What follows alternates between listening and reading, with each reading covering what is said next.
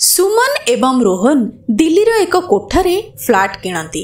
केही किणिबाकू राजी नथिले, तेणु सेमाने याकू बहुत कम मूल्य रे ही किणिले। लोकमाने विश्वास करुथिले जे जणे महिला रातिरे सेही कोठारे रुटी एवं पियाज मागुची। जदि केही तांकू मना करुथिले, तेबे परदिन सेमानकर मृत देह मिलुथिला।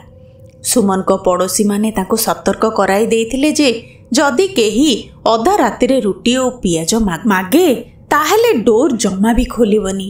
किंतु घर को आसीबार से दिन राति रे ही ठीक राति 12टारे केही जणे डोर ठक ठक कला।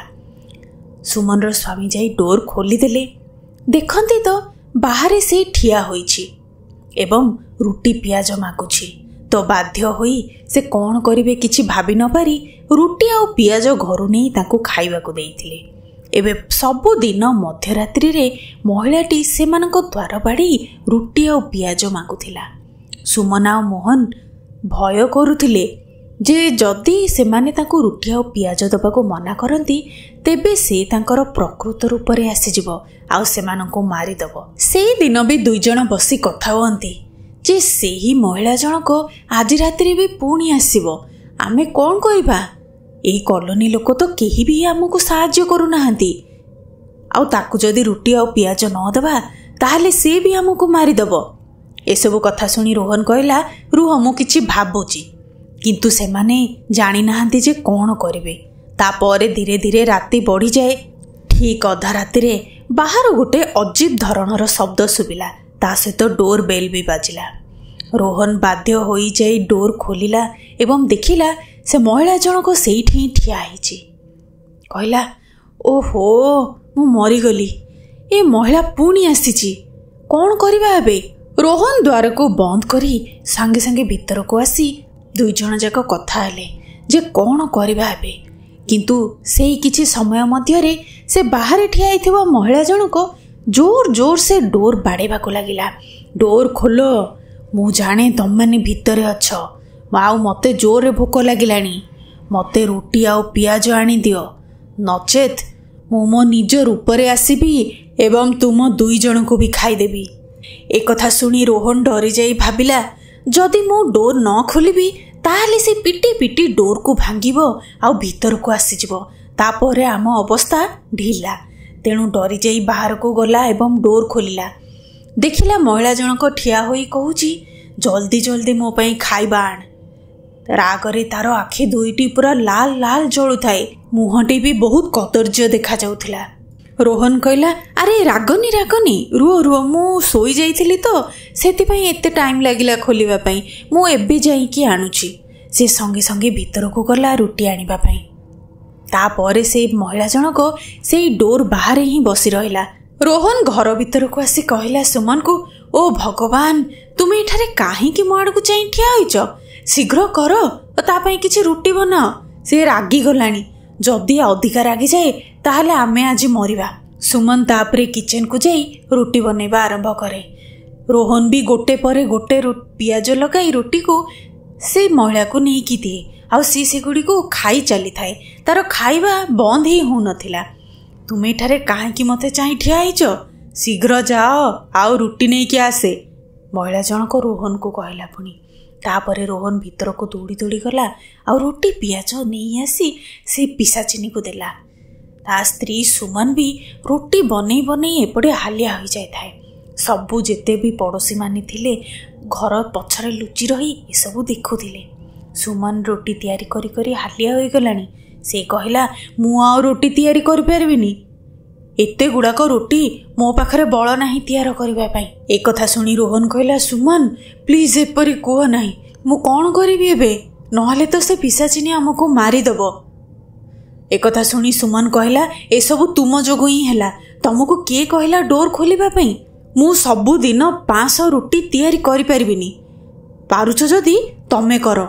आउ सुमन रागरे घर पछपट को जाई निज साड़ी लगाई झरका पटू घर तल को ओह्लैला एवं दौड़ी दौड़ी तार माँ घर को चलीगला।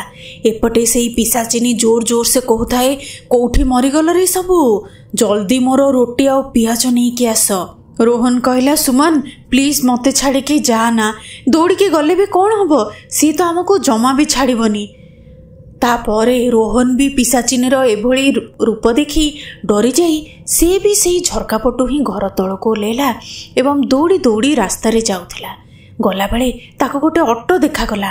ଅଟୋବାଲାକୁ କହିଲା, ଅଟୋ ଭାଇ ରୁକ, ମୁଁ ବସୁଛି, ଜମା ରହିବନି ମଝିରେ ବି, ମାଡ଼ି ଚାଲ ଆଗକୁ। ଆଉ ସେ ଠିକ୍ ଅଟୋରେ ବସିଲା ବେଳେ ଦେଖିଲା ପିଶାଚିନୀ ବି ତା ପଛେ ହାଜର।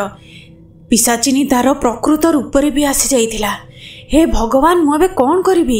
ଆରେ ଅଟୋ ଭାଇ ମାଡ଼ି ଚାଲ, ଜମା ରହିବନି। ଅଟୋବାଲା ବି ଦେଖି କହିଲା, ଆରେ ତମେ କ'ଣ କାହାକୁ ନେଇ ଆସିଛ ପଛପଟେ? ତାପରେ ଅଟୋ ଡ୍ରାଇଭର ଅଟୋ ଷ୍ଟାର୍ଟ କରି ଯିବାରେ ଲାଗିଲା। ତା ପଛେ ପଛେ ଏଇ ପିଶାଚିନୀ ବି ଦୌଡ଼ିବାରେ ଲାଗିଲା। ରହରେ ପୁଅ, ତୁ କ'ଣ ଭାବିଛୁ ମୋତେ ଚକମା ଦେଇ ପଳେଇବୁ? ଜମା ନୁହଁ। ଏମିତି କହି କହି ଅଟୋ ଯାଇ ରହିଲା ସୁମନ ଘରେ। ଆଉ ସୁମନ ଘର ଡୋର ମାରି ରୋହନ ବି ସୁମନ ଘରକୁ ଭିତରକୁ ପଶିଲା। ସଙ୍ଗେ ସଙ୍ଗେ ଡୋର ବନ୍ଦ କରିଦେଲା। ସୁମନର ମା ଏସବୁ କିଛି ବି ଜାଣିନଥିଲେ। ସେ ପଚାରିଲା, ଆରେ କ'ଣ ହେଲା? ଫାଷ୍ଟରେ ସୁମନ ଆସିଲା ଦୌଡ଼ି ଦୌଡ଼ି ହାଲିଆ ହୋଇ, ପରେ ତମେ ଆସିଲ। ଏତିକି ଭିତରେ ସୁମନ ଆଉ ରୋହନ ସବୁ କଥା ତାର ମାଆକୁ କହିଲେ। କିନ୍ତୁ ଠିକ୍ ସେତିକି ବେଳେ ପିଶାଚିନୀ ବି ସେଠାରେ ହାଜର ହୋଇ ଡୋରକୁ ଜୋର ସେ ମାରିବାରେ ଲାଗିଲା। ଆଉ କହିଲା, ହେ ଦୁଷ୍ଟ ଲୋକମାନେ, ଜଲ୍ଦି ଡୋର ଖୋଲ, ନହେଲେ ତ ମୁଁ କାହାକୁ ବି ଛାଡ଼ିବି ନାହିଁ। ଏସବୁ ଦେଖି ପ୍ରଥମେ ତ ସୁମନର ମା ଡରିଗଲେ। କହିଲେ, ତମେମାନେ କାହାକୁ ନେଇ ଆସିଛ ଏଠି? ଆମେ ସମସ୍ତେ ଏବେ ମରିବା। କିଛି ସମୟ ବୁଦ୍ଧି ବିଚାର କରି ତାପରେ ସୁମନର ମା ପୂଜା ଘରୁ ଗୋଟେ ଭୋଗ ଲଡୁ ଆଣିଲେ। ରୁଟି ଉପରେ ରଖି ରୋହନକୁ ଦେଲେ। କହିଲେ, ତମେ ବଜରଙ୍ଗବଲୀଙ୍କର ନାଁ ନେଇ ଏହି ରୁଟିଟିକୁ ପିଶାଚିନୀକୁ ଦେଇଦିଅ। ତାପରେ କ'ଣ ହବ ଜାଣିପାରିବା। ଯେମିତି ହିଁ ଡୋର ଖୋଲି ରୋହନ ରୁଟି ଆଉ ଲଡୁକୁ ପିଶାଚିନୀକୁ ବଢ଼େଇଛି, ସେ କହିଲା, ହେ ମୋତେ ରୁଟି ସହିତ ପିଆଜ ଦରକାର, ଏହା କ'ଣ ଆଣିକି ଦେଉଛୁ? ରୋହନ ଏ କଥା ଶୁଣି ଟିକେ ମୁଣ୍ଡ ଖର୍ଚ୍ଚ କରି କହିଲା, ଆରେ ତମେ ତ ବହୁତ ସାରା ରୁଟି ପିଆଜ ଖାଇଲ, ଏହାକୁ ଖାଇକି ଦେଖ, ବହୁତ ସ୍ୱାଦିଷ୍ଟ। ସ୍ୱାଦିଷ୍ଟ କଥା ଶୁଣି ପିଶାଚିନୀ ବି ଦେଖିଲା ଲଡୁ ଆଉ ରୁଟିକୁ ସାଙ୍ଗେ ସାଙ୍ଗେ ଗିଳିଗଲା। ଆଉ ଯେମିତି ହିଁ ସେ ଗିଳିଛି ରୁଟି ଆଉ ଭଗବାନଙ୍କର ଭୋଗ ଲଡୁକୁ, ହଠାତ୍ ତାର ଦେହ ଖରାପ ହେବା ଆରମ୍ଭ ହେଲା। ଧୀରେ ଧୀରେ ହେଇ ବହୁତ ଜୋର ଖରାପ ହେଲା। କହିଲା, ଆରେ ଦୁଷ୍ଟ, ତୁ ମୋତେ କ'ଣ ଖୁଆଇଲୁ? ମୋର ଦେହ ସାରା କ'ଣ ଗୋଟେ ହେଇଗଲାଣି, ମୁଁ କ'ଣ କରିବି ଏବେ କିଛି ଜାଣିପାରୁନି। ଠିକ୍ ସେହି ସମୟରେ ହିଁ ସେ ପିଶାଚିନୀର ଦେହ ଜୋର ସେ ଜଳିବାକୁ ଲାଗିଲା।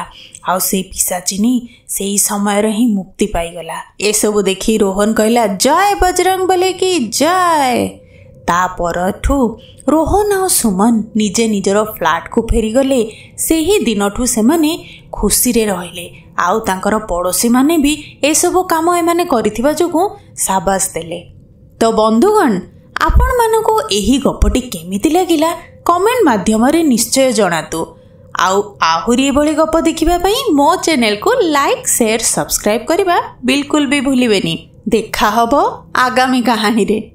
ଜୟ ଜଗନ୍ନାଥ।